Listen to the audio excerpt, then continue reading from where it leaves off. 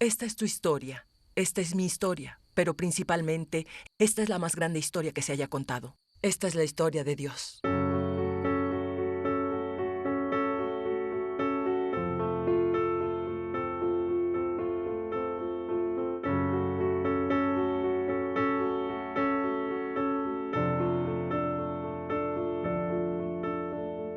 De nuevo, comenzó Jesús a enseñar a la orilla del lago. La multitud que se reunió era tan grande que él subió y se sentó en una barca que estaba en el lago, mientras toda la gente se quedaba en la playa.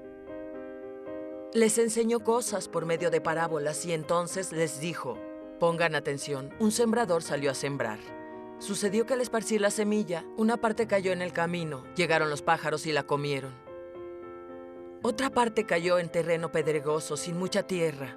Esa semilla brotó pronto, porque la tierra no era profunda. Pero cuando salió el sol, las plantas se marchitaron y por no tener raíz, se secaron. Otra parte de la semilla cayó entre espinos que al crecer la ahogaron, de modo que no dio fruto. Pero las que cayeron en buen terreno, brotaron, crecieron y produjeron cosecha que rindió el 30, el 60 y hasta el 100 por uno. Jesús añadió: el que tenga oídos para oír, que oiga.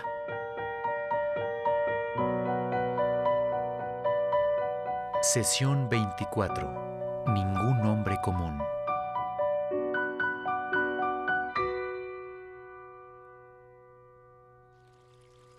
Una mañana, hace varios años, me encontraba en la cama, permaneciendo en un estado entre dormido y despierto, recostado sobre mi lado derecho. De pronto tuve la sensación de que un bicho se había metido en mi oído. Al instante escuché dentro de mi oído un ruido intenso y rasposo. Salí de un salto de la cama y corrí al baño, me miré al espejo y sacudí la cabeza violentamente como cuando lo haces para sacar el agua. Mi esposa entró corriendo al baño y me preguntó: ¿qué te pasa? Yo grité: creo que tengo un bicho en el oído. Luego ella hizo que inclinara mi cabeza hacia un lado, me puso unas gotas de algo adentro y luego me dijo: si hay un bicho en tu oído, esto se encargará de él. Parece que así fue. Para ser honesto, no estaba seguro de que fuera un bicho para empezar. Tal vez solo se trató de un sueño o más bien una pesadilla. Sin embargo, mi esposa me sacó una cita con el doctor para la mañana siguiente. Me pasé todo el día pensando en lo tonto que resultaba todo el asunto. Yo estaba bien. Llamé a mi esposa y le pedí que cancelara la cita con el médico. Esa noche me fui a dormir. Cuando me recosté del lado derecho, ese sonido intenso y rasposo apareció de nuevo. Ahora sí estaba asustado. No podía ser un bicho. Los bichos no trabajan por turnos. Le dije a mi esposa que llamara al doctor de inmediato y viera si aún podía darme esa cita. Ella dijo: nunca la cancelé. Es una buena esposa y sabia que me ha mantenido con vida por más de 30 años. Cuando fui al doctor al día siguiente, me revisó el oído y acto seguido colocó en él una manguera que lanzó violentos chorros de agua adentro. Luego sacó la manguera e introdujo un par de pinzas. Después de 15 minutos, estoy seguro, sacó un bicho, una tijereta. Un nombre muy apropiado para esa criatura. El doctor dijo que el bicho hubiera salido solo, pero cuando Rosanne puso las gotas en mi oído, lo ahogó. Luego, cuando me acosté del lado derecho, el insecto ya muerto se recargó contra mi tímpano. Esto hace que la frase «voy a tener que ponerte un bicho en el oído» alcance otro nivel, al menos para mí. En este capítulo, Jesús, el maestro, el rabí, lo expone así: el que tenga oídos para oír, que oiga. Mateo 11:15. Lo que estoy a punto de decirte es extremadamente importante, dijo Jesús. Pon atención. Jesús es el maestro de maestros. El enfoque de su enseñanza era el reino de Dios. Jesús quería darnos una visión y enseñarnos principios sobre cómo vivir la vida en el reino de Dios. El reino de Dios es ese jardín restaurado que se perdió en el capítulo 1 de la historia. El reino de Dios es un nuevo jardín en una nueva tierra a donde Dios bajará de nuevo para morar con nosotros, los que creemos y aceptamos la visión a través de Cristo. Jesús nos enseña desde la historia primaria cómo vivir la vida en la historia secundaria. Él tenía varias técnicas geniales para hacerlo. Primero enseñó en parábolas. Las parábolas son historias inspiradas en la naturaleza o la vida diaria, a fin de ayudarnos a entender un principio más grandioso. Uno de los temas favoritos de Jesús eran las cosas que un agricultor pudiera entender, porque muchas personas en esos días eran agricultores o pastores. Este era un mundo que ellos entendían. Así que nos dijo que el reino de Dios era como una semilla. Pongan atención, un sembrador salió a sembrar. Sucedió que al esparcir él la semilla, una parte cayó junto al camino, y llegaron los pájaros y se la comieron. Otra parte cayó en terreno pedregoso, sin mucha tierra. Esa semilla brotó pronto porque la tierra no era profunda, pero cuando salió el sol, las plantas se marchitaron y por no tener raíz, se secaron. Otra parte de la semilla cayó entre espinos que al crecer la ahogaron, de modo que no dio fruto. Pero las otras semillas cayeron en buen terreno, brotaron, crecieron y produjeron una cosecha que rindió el 30, el 60 y hasta el 100 por uno. El que tenga oídos para oír, que oiga, añadió Jesús. Marcos 4, 3, 9. Luego Jesús se dedicó a explicar lo que esto significa. Algunas personas son como la semilla junto al camino donde la palabra de Dios se siembra. En cuanto la escuchan, Satanás hace que la olviden. Algunas personas son como la semilla en terreno pedregoso, escuchan la palabra y la reciben con alegría, pero como no tiene raíces, solo dura un corto periodo de tiempo. En cuanto los problemas o las persecuciones llegan a su vida, se olvidan de ella y de Dios.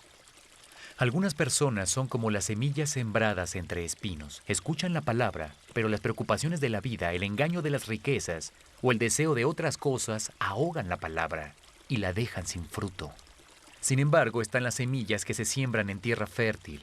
Estas personas escuchan la palabra, la aceptan y producen una cosecha, algunas 30, otras 60 y otras 100 veces mayor de lo que se sembró. Yo no soy agricultor, pero entiendo todo lo que Jesús está diciendo y resulta muy acertado según mi experiencia con la palabra de Dios. Si quiero alinear mi vida con la historia primaria y llevar una vida productiva y con fruto, tengo que asegurarme de que la misma esté plantada en el suelo bueno, rico y fértil de la comunidad de Dios. Pero Jesús también tenía un estilo más directo. Lo vemos en su famoso Sermón de la Montaña.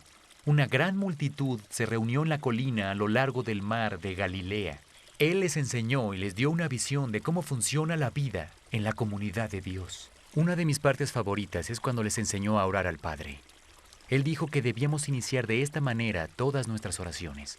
Padre nuestro que estás en el cielo, santificado sea tu nombre, venga tu reino, hágase tu voluntad en la tierra como en el cielo. Mateo 6, 9, 10. ¿Ves lo que Jesús está sugiriendo? La prioridad de nuestra oración debe ser la voluntad de Dios antes y sobre todo lo demás. Debemos anhelar y desear que la historia primaria de Dios se desarrolle. El gran mural de la historia de Dios aún sigue siendo pintado en el techo del universo y anhelamos que lo termine. Luego agrega estas palabras para que se las susurremos a Dios. Danos hoy nuestro pan cotidiano. Perdónanos nuestras deudas, como también nosotros hemos perdonado a nuestros deudores, y no nos dejes caer en tentación, sino líbranos del maligno. Mateo 6, 11, 13.